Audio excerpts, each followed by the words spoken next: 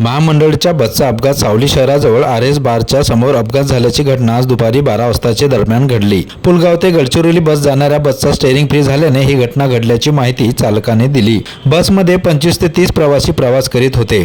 काही प्रवासी किरकोळ जखमी झाले असून त्यांना सावली येथील ग्रामीण रुग्णालयात उपचाराकरिता दाखल करण्यात आले आहे। घटनेची माहिती सावली पोलिसांना देण्यात आली। सावली पोलीस घटनास्थळी दाखल झाले असून पुढील तपास सुरू आहे। वाहन चालकाने मुल्लाविषयी दिलेली प्रतिक्रिया बघूया।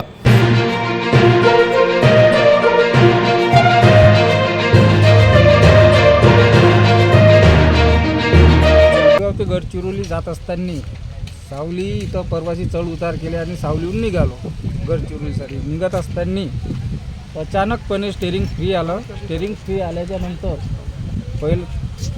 गाडी थोडीशी लेफ्ट साईडला हे झाली। त्याच्यानंतर तिकडं खोल नाली असल्या कारणामुळे सरळ गाडी खालतं उतरली। गाडीमध्ये 20 ते 25 प्रवासी होते।